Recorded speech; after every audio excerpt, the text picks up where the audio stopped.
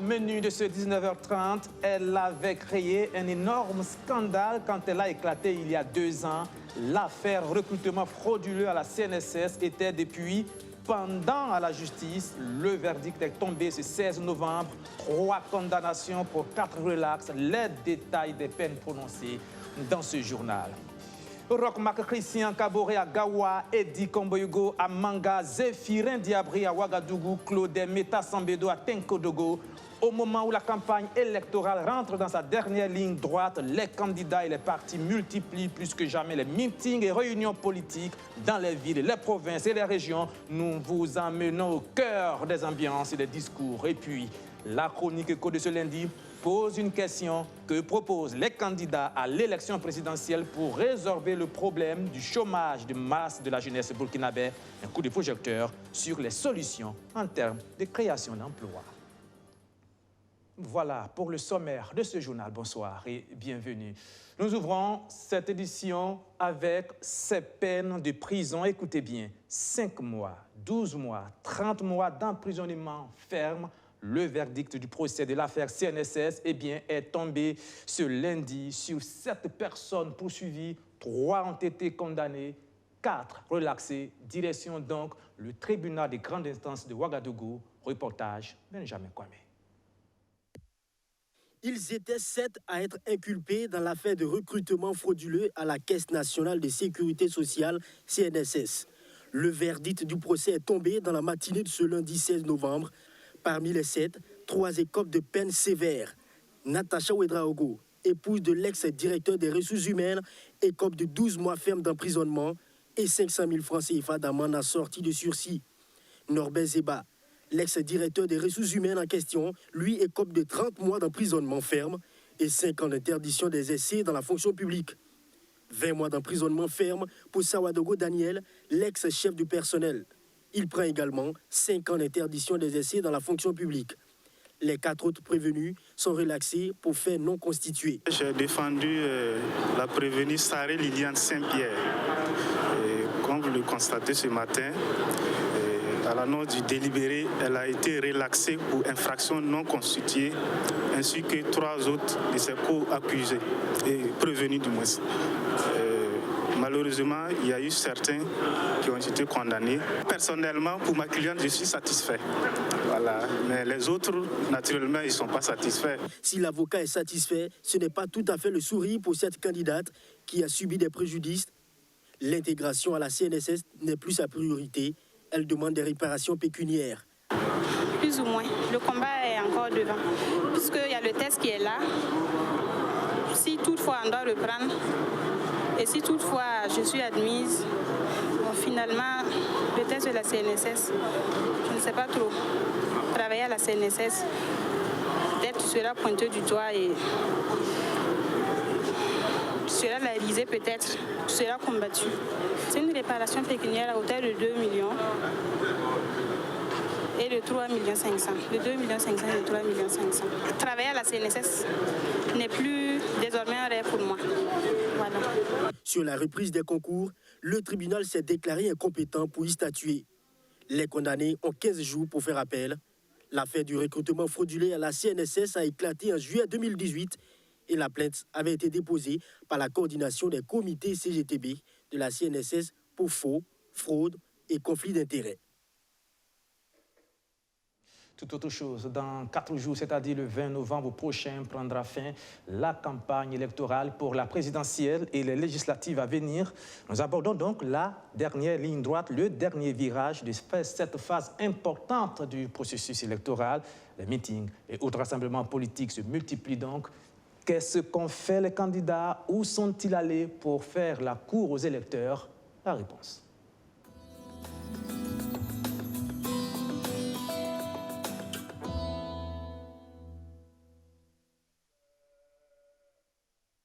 Et nous commençons notre périple dans la région du sud-ouest où le chef de l'État, candidat à sa propre succession, était en meeting hier.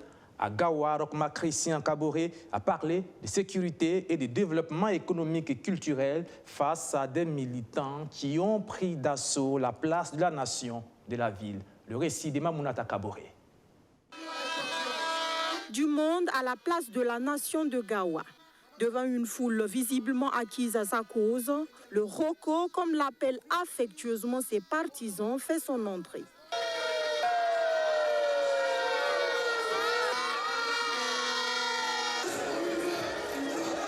Saluons la résilience du peuple du Sud-Ouest dans ce contexte marqué par la double crise sécuritaire et sanitaire. Le président sortant, candidat à sa propre succession, se félicite d'abord des acquis engrangés durant son premier quinquennat. Nous avons continué à construire le Burkina Faso malgré toutes ces calamités. Le Burkina Faso a continué à avancer malgré le fait que nos adversaires, ceux qui cherchent la présidence avec nous ou contre nous, chaque fois disent que rien n'a été fait au Burkina Faso et ils nient les réalisations qui ont été faites dans ce pays. Mais ce qui nous importe le plus, ce n'est pas leur avis, c'est l'avis du peuple burkinabé qui nous importe. Et partout où nous sommes passés, le peuple burkinabé a reconnu les efforts et tout ce qui a été fait pour eux. Mais ce n'est véritablement pas ce qui a conduit le champion du MPP à Gawa, a-t-il souligné. Roch-Marc Christian Kaboré est allé promettre de meilleures conditions de vie aux populations du Sud-Ouest en échange de leur voix à la présidentielle à venir.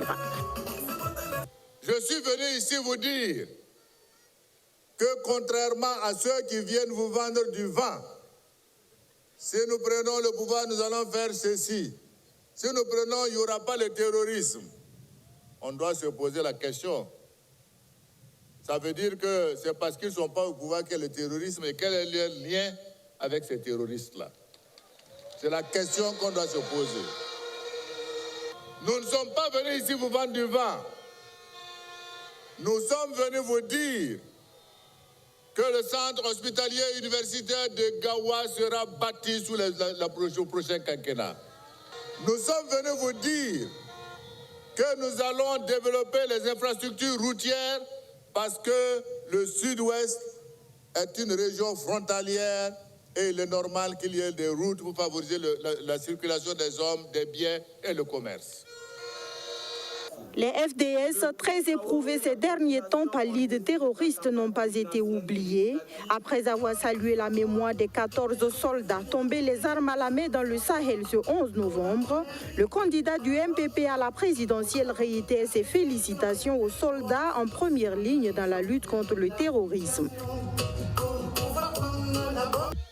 Je voudrais également ici saluer le courage et l'abnégation de nos forces de défense et de sécurité qui, au quotidien, combattent pour la patrie, meurent pour la patrie.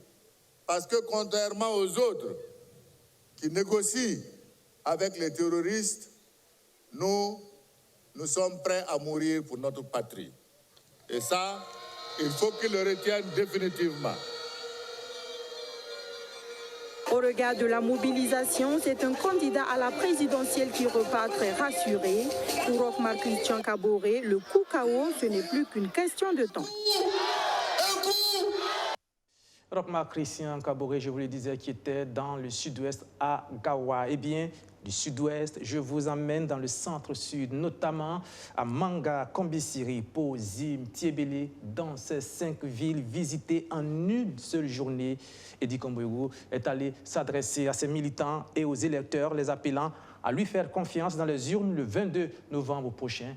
Le candidat du CDP ne s'est pas privé de lancer quelques pics à ses adversaires. Comme te rendu, Abdoulazak Traoré.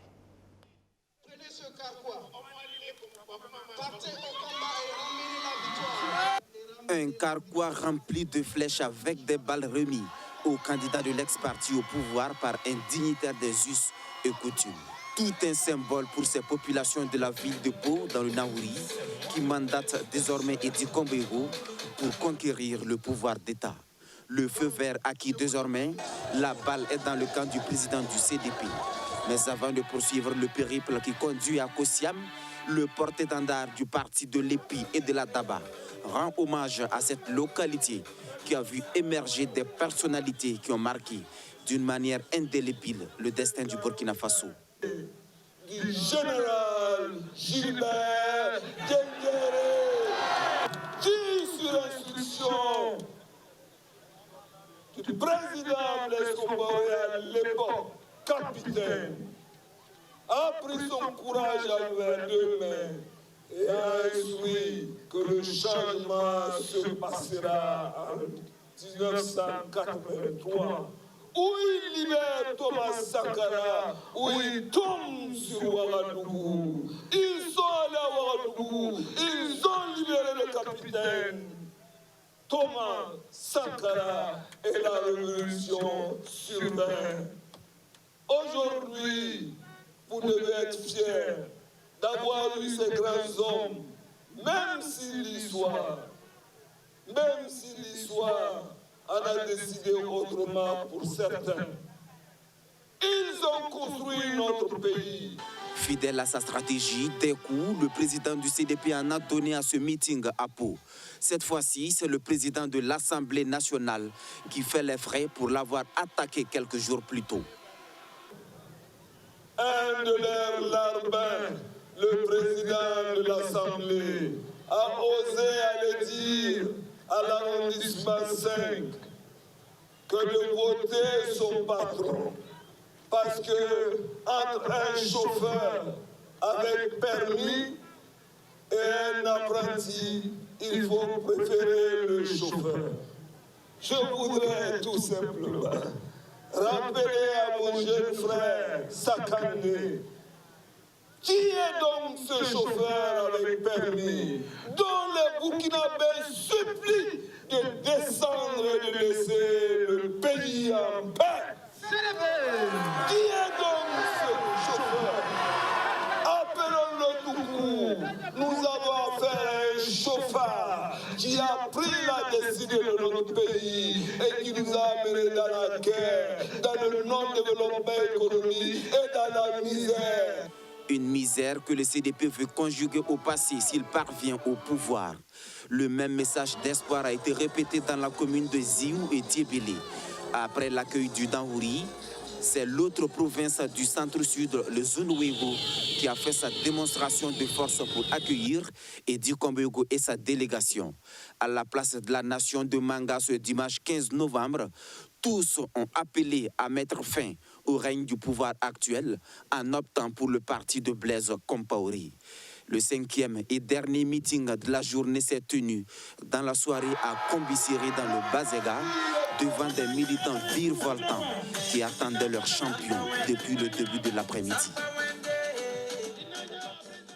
Et on poursuit notre périple de meetings avec cette fois-ci Zéphirin Diabré qui lui était à Ouagadougou, au stade municipal de la capitale pour son meeting de la région du centre. Le candidat de l'UPC s'est apaisanti sur les thèmes du logement et du pouvoir d'achat, ambiance, réaction. Rémi Lambert-Nébier.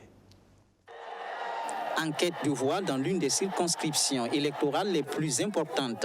Dans la course à la magistrature suprême, le candidat de l'UPC a évoqué deux préoccupations majeures des résidents en milieu urbain au Burkina Faso. La question du logement et du niveau de vie.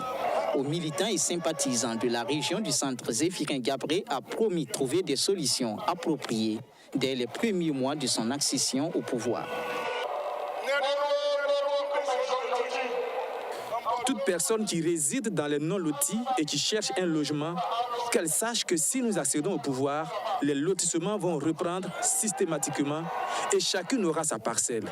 Toutes les personnes qui ont des terres expropriées, nous allons les retirer et leur remettre. Je sais également que la vie est chère pour vous. Nous avons prévu rehausser les salaires et relever le SMIC à 60 000 francs CFA.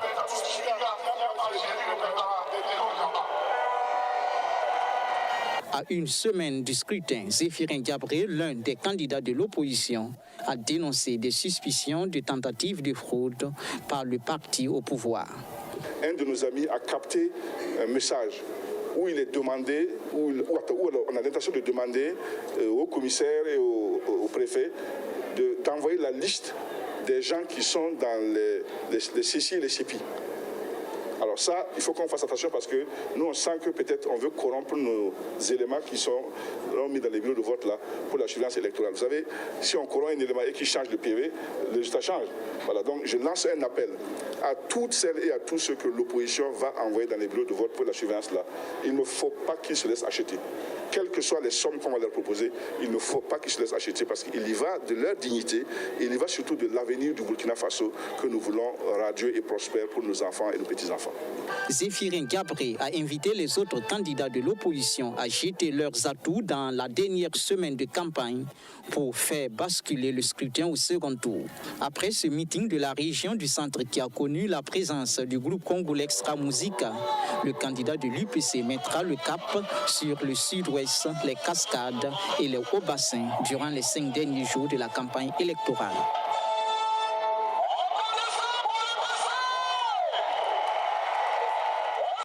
Et on reste avec le candidat de l'UPC, Zéphirin Diabré, que je vous propose de découvrir ou de redécouvrir à travers son parcours politique et professionnel, qui est le candidat de l'UPC, qui est le chef des filles de l'opposition politique. Portrait. L'Afrique, dans aucun village, vous n'avez eu... C'est lui, le visage de l'opposition burkinabé ces 10 dernières années. En une décennie seulement, Zéphirin Diabré a réussi à hisser l'UPC, le parti qu'il a créé en 2010, au sommet de la pyramide des partis de l'opposition.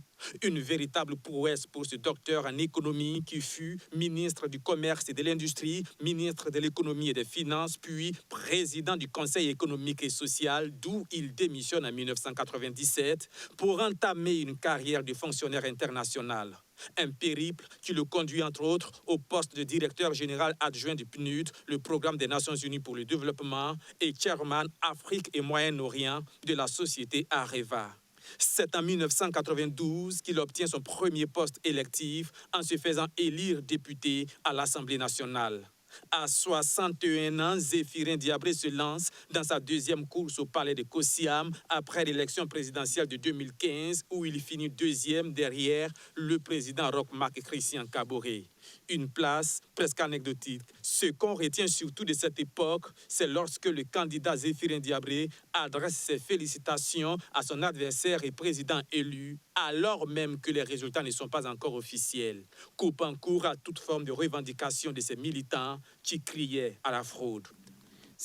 Je viens d'avoir Roch au téléphone, donc je me déporte à son QG pour qu'en toute fraternité, lui présenter mes félicitations et on revient ici pour une déclaration. Ce fait d'armes est l'aboutissement de son caractère politique. Zéphirin Diabré est un républicain convaincu et forcené. Il croit fermement aux règles de la démocratie et rejette toute forme de violence politique. Une position qui l'amène parfois à avaler de grosses couleuvres, contrairement à ses militants qui tiennent presque en laisse. Mais jusqu'à quand ? Pour certains observateurs, en voulant coûte que coûte rester républicain, Zéphirin Diabré fait preuve de naïveté. Mais lorsqu'on tente de le déstabiliser avec la crise au sein du groupe parlementaire UPC, il fait preuve d'une résistance féroce, alliant stratégie et fermeté, remobilisant sa base avec pour apothéose le gigantesque congrès de son investiture du 25 juillet 2020. Le lion rugit à nouveau et sort ses crocs pour le 22 novembre prochain. Lui, il est le seul candidat indépendant de la course au palais de Kosiam, qu'à cela ne tienne, Claude Meta Sambedo met un point d'honneur à présenter son projet de société au Burkinabé. Celui qui fustige aussi bien le pouvoir sortant que l'opposition pour leur mode de gestion était à Kupela et à Tenkodogo. Benjamin Kwame. La révolution politique du docteur Claude Meta Sambedo est en marche. Nous sommes ici à Kupela, dans le Kouritenga. Le seul candidat indépendant arpente pas à pas le grand marché de cette ville pour être plus proche des populations. En compagnie de cet enfant et de quelques sympathisants, il se présente, explique son programme de société et la vision de son parti. En fait, le peuple, mon parti. Donc, je vais travailler avec les meilleurs Burkinabés que je trouve partout. Ils travaillent avec moi pour que le pays là avance. Et donc, c'est mettre fin à toutes ces pratiques que vous voyez là. Moi, la révolution politique, c'est de faire changer les choses par le vote. C'est par le vote qu'il veut révolutionner la gouvernance du Burkina. Le candidat explique en même temps comment le choisir dans les urnes et son message semble tomber dans de bonnes oreilles. On va vous soutenir à gagner la présidence. Et si vous gagnez aussi, on veut que vous nous aidez parce qu'il y a trop de difficultés dans le façon. On voit. Il y a des problèmes de sécurité. Surtout au marché ici même, ça ne va pas. Si vous gagnez la présidence, aidez-nous à développer. Celui qui se présente comme l'alternative crédible lance quelques piques à l'endroit du pouvoir sortant et de l'opposition. Ils sont tous les mêmes. Tous ceux qui étaient là depuis dans l'opposition et ceux qui sont là aujourd'hui, ils fonctionnent de la même manière. Donc ils sont complices. Et ceux qui sont avant, je les accuse de faire du n'importe quoi. Ceux qui sont dans l'opposition, je les accuse de ne rien faire. Chaque année, on prétend que le 11 décembre, on fait quelque chose. Ça ne fonctionne nulle part. Quelle est cette façon de continuer de faire ce qui est mauvais et de regarder cela chaque année, si ce n'est pas de l'irresponsabilité politique?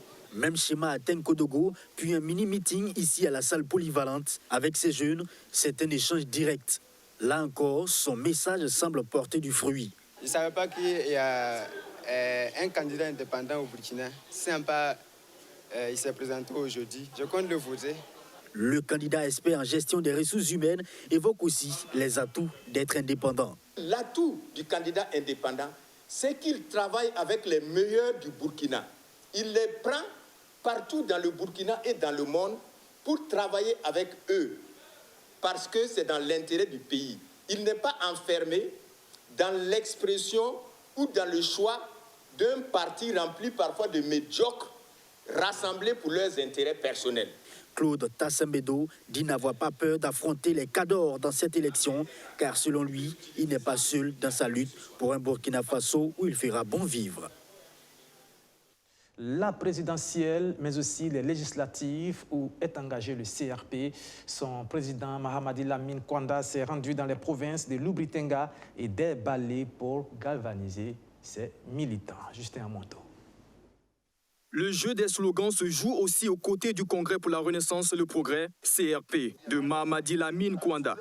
Face au maître coranique de son village natal, ici, à Zitenga, plus précisément à Yamana, situé dans le plateau central, province de Lubri-Tenga, il lance le slogan. Je tiens à dire, Ghana Magaouta, faites attention, Ghana Magaouta. Et c'est pour ça que nous demandons de voter au Kaboré, c'est le meilleur. Oui. Et c'est un homme patient, honnête et merci.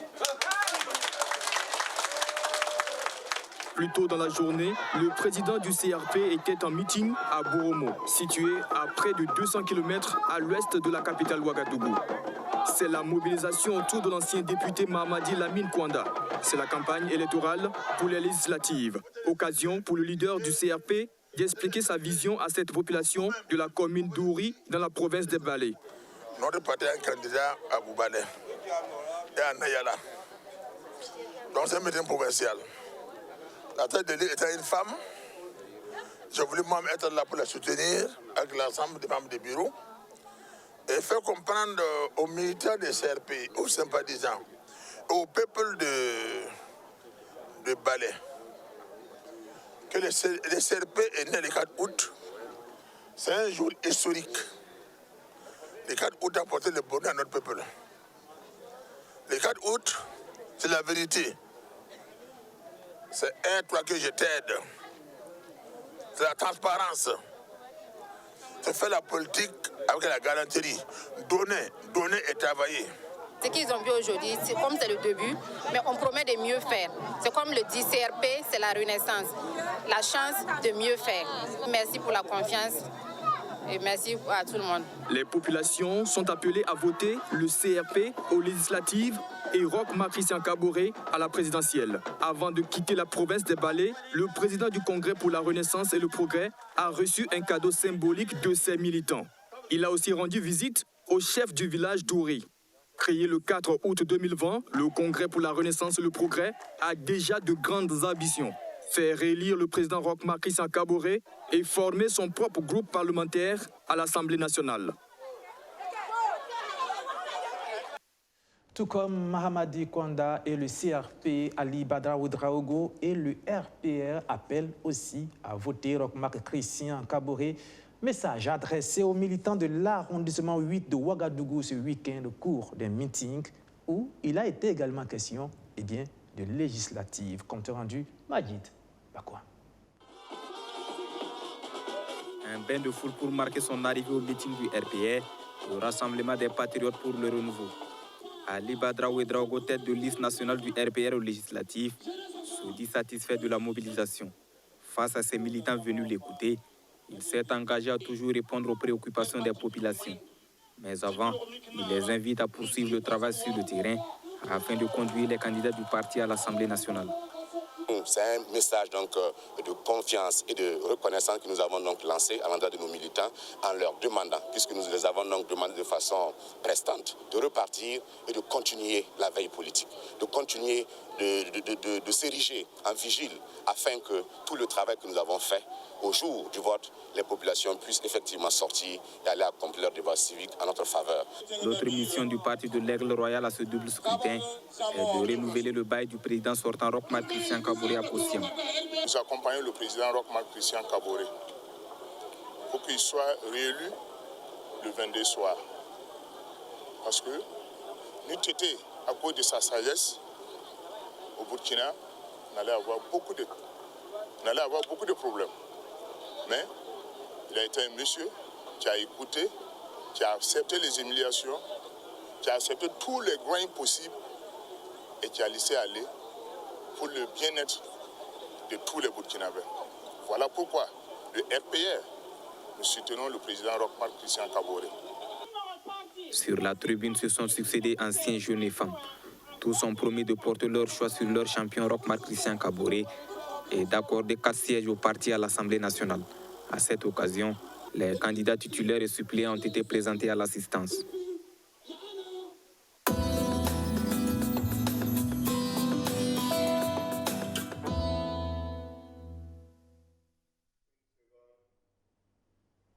La suite de ce journal, nous sommes aujourd'hui lundi et comme tous les lundis, le rendez-vous de la chronique éco.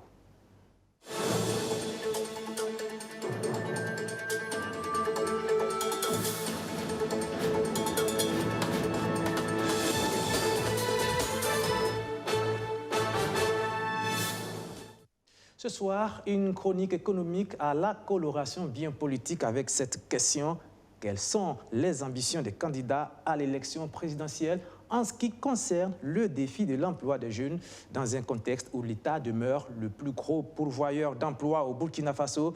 Après vous avoir détaillé les propositions de Tahirou Barry, Zéphirin Diabré et Gilbert Noël Ouedraogo dans nos éditions précédentes, nous vous proposons ce 16 novembre les offres des autres candidats résumées dans cet élément signé Arsène Konditamde. Au cours de cette campagne présidentielle, tous les candidats font le même diagnostic en matière d'emploi, mais les prescriptions sont différentes. Le candidat Roch-Marc Christian Kaboré propose un programme qui va coûter environ 19 600 milliards de francs CFA pour les 5 années à venir. Une somme pour mettre en œuvre les 10 chantiers prioritaires de son éventuel second mandat. La question de l'emploi des jeunes et des femmes est le 7e chantier du président sortant.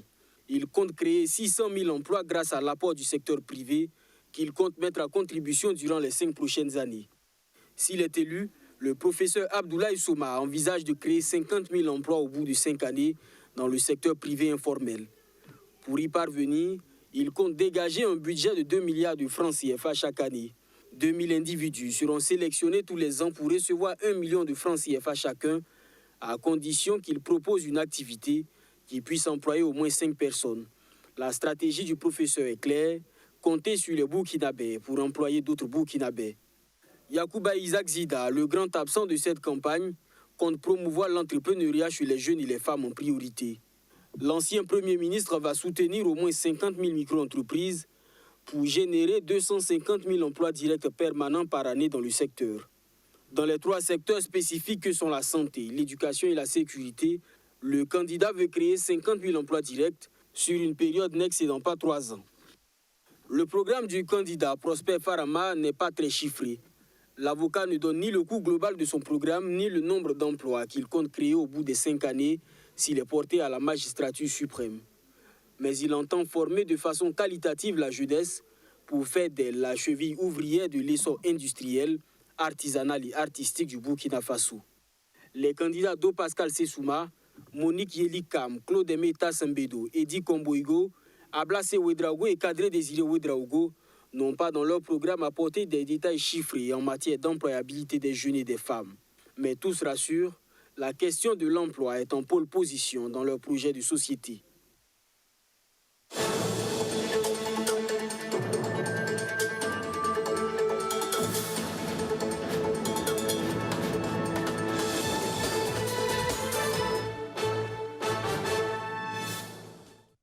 Et nous terminons ce journal avec le 15e congrès du SNAID, le syndicat national des agents des impôts et des domaines. Un 15e congrès qui a refermé ses portes samedi dernier à la Bourse du Travail à Ouagadougou.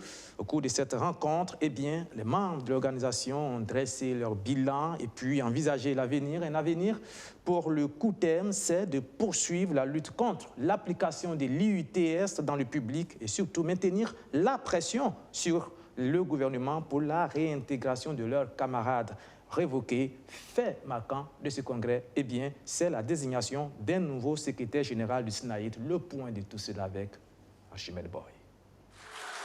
Zakaria Baïré est le nouveau secrétaire général du SNAID, syndicat national des agents des impôts et des domaines. Il est désigné à l'issue des travaux du 15e congrès. À peine installé, la nouvelle équipe de combat affiche déjà ses ambitions. La bataille pour une fiscalité juste et pour la suppression de l'IUTS, l'impôt unique sur les traitements et salaires dans le public. Mais aussi la réintégration des 3 agents du ministère des Finances révoqués en Conseil des ministres. Nous allons nous battre résolument, que ce soit au niveau du SNAID ou que ce soit au niveau de la coordination des syndicats du ministère de l'économie et des finances, ainsi qu'au niveau de la coalition syndicale, pour que nos camarades-là puissent être réintégrés avec rappel des salaires, des primes et autres avantages qui ont été suspendus injustement. Et également, nous allons demander un dédommagement pour le préjudice moral qu'ils ont subi. Et enfin, nous allons demander à ce que les responsabilités soient situées et que ceux-là qui ont inventé cette cabale contre nos camarades-là puissent être sanctionnés comme il se doit. Ce congrès se tient pendant que le pays est en pleine campagne électorale. Le SNAID, après analyse des discours des différents candidats à la présidentielle, tire la conclusion suivante. Et le congrès a tiré comme conclusion que les travailleurs ne peuvent pas attendre grand-chose de ceux qui se présentent. Et ce qui a été retenu, c'est que faut pas, c'est des illusions électoralistes. Et le plus important pour nous, c'est que les camarades se mettent en ordre de bataille, résolument aux côtés de notre peuple, pour véritablement avoir des acquis consistants. Cette rencontre fut l'occasion pour cette organisation de présenter et d'honorer les dévanciers de la lutte syndicale. Le secrétaire général de la CGTB, Confédération générale des travailleurs de Burkina, Bassolma Bazier, a rappelé les responsabilités d'une organisation syndicale et prodigué des conseils à la nouvelle équipe dirigeante du SNAID. Et c'est la fin de ce journal que j'ai pris grand plaisir à vous présenter. Merci de l'avoir suivi. Restez sur BF1 tout à l'heure. À 21h00, vous aurez votre émission de sport préférée, le Sport Time. Quant à moi, je vous retrouve. Je vous donne rendez-vous demain ici même à la même heure, 19h30. Au revoir.